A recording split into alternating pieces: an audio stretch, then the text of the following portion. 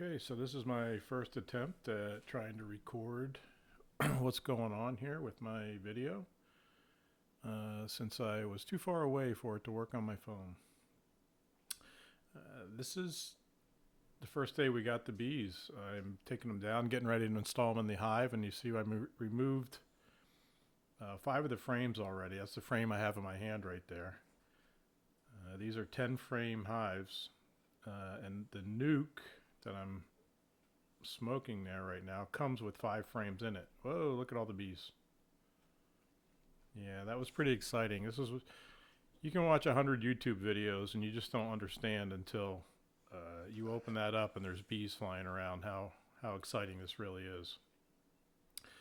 So I took one of the frames out so I don't, it's called rolling the bees. You don't want to squish them, especially the queen. There's only one queen in the hive, and she's very vital to pretty much the whole existence of the hive. She's the one that lays all the eggs. They tend to her, and like that's her only purpose. Make the hive better. You can see the bees starting to fly around there. Not really scared at this point. I think it's pretty interesting. My son's girlfriend Kelsey is videoing this right now for me, which I was very thankful for. And what you're supposed to do is take them out of the nuke, and you're supposed to put the frames back in the new hive in the order that they're in the nuke. So you don't want to mix them up. You can't just like whip them out and put them in there in any different order. Apparently there's a system that the bees use to produce the honey.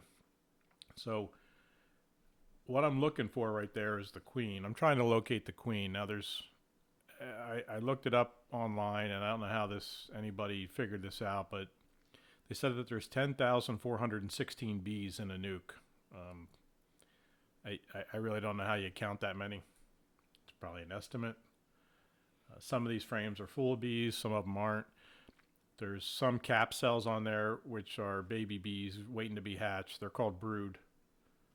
There's some honey that they live off of, and then there's some nectar. Pollen, which is, I guess, the beginning stages of honey. So all this is going on in the hive, and they have to be in a certain order. The queen likes to lay in the middle. It's the safest place in the hive, I guess. All the worker bees tend to her, and they tend to the young, and they go out and get the pollen. She pretty much only has to do one thing, and that's lay eggs. So I seem to take a long time looking here. I don't know if I can speed this video up or not, but I had no success in finding the queen. I mean, I'm a little bit overwhelmed at this point because, like I said, it's my first interaction with bees. I would like to think I know what I'm doing, but, that's just not the case at this point. I did have a funny story. I have chickens also, which I'm sure you know by watching this video, but I stopped at the grocery store on the way home to get like a head of lettuce and some tomatoes. I give the chickens some treats. And I didn't think anything about it, but when I came out of the grocery store, there was like 10 bees flying around the back of my truck. So apparently there was a hole in one of the nukes, and I really didn't even think about it. I thought they were pretty well sealed up, but they're not. They're not. This first hive I'm unloading there is very calm, docile. They're not aggressive at all. I probably didn't even need the bee suit or the gloves or anything, but for now I'm just a little sissy, and I'm gonna wear that. I haven't been stung yet. It's been about a week. I can't wait. I know it's coming. But so I got them in there. That box on the ground right there is a little feeder box I got because I didn't know. Oh, Kelsey had a bee on her. It's so weird because you're wearing these bee suits, and it's just a screen around your head, and if you're not used to it, these bees are coming up buzzing around your head, and you're looking around. There could be 10 or 20 of them flying around you at the same time. They're just curious. They don't know what's going on. They don't know you're there to help them. So there I'm putting the frames back in. I'm trying to be careful to squish them together without, hurting any of the bees. I just put that last one in.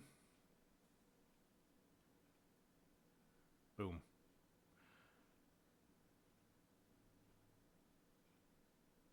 All right. So the next thing I'm going to do is put that feeder box on top. And I ordered a feeder, but I guess Prime does not come in 2 days anymore. It's a week or 10 days. I don't know.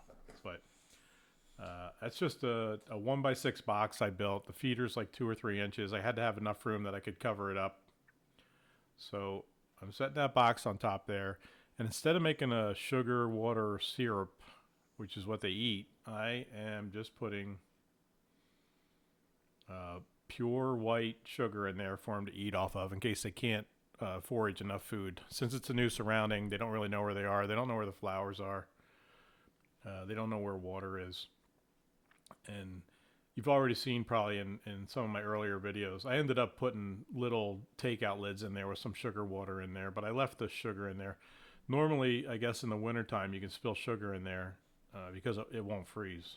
And it gives them just another food resource. So I saw one of the YouTube guys I watched put plain paper bags down, and you just spill the white sugar out and they come up and get it, and it helps to feed them and sustain them until they get their resources built up. So that's what I'm doing right there. Now there's still some bees in the nuke, in that little orange container there, and what I do eventually is just lay it out in front of the hives so that they'll eventually find their way in. I guess the queen releases pheromones so they all know where to go. That's a screen I get on top, which provides ventilation from the bottom of the hive up, but it does not allow the bees. They don't want the bees coming in and out of the top for whatever reason. So I have sugar in there. I put the roof on. And there we go. First hive is done. Looks good. I'm admiring my work. All right. So let's go on to the second hive. Take the lid off.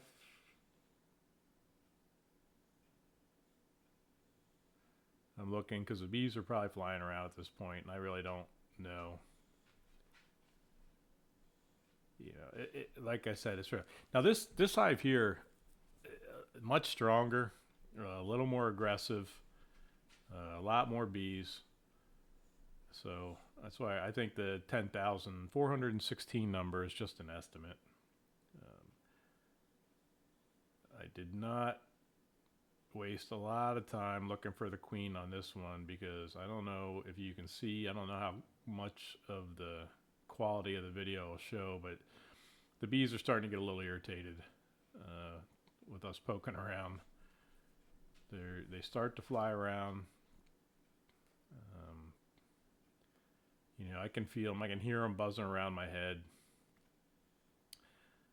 Those really aren't bee gloves. They're just a pair of leather gloves. And I have a little gap in between there. These pants I'm wearing are too big. I just wore crappy pants, but they keep falling down. Last thing I want to do is get stung on my butt. But look at this. This is very interesting. This is how they bring pollen back to the hive. See that little on the rear legs? And there was a lot of bees in there that had this pollen on there already. So wherever they came from, they were already collecting pollen.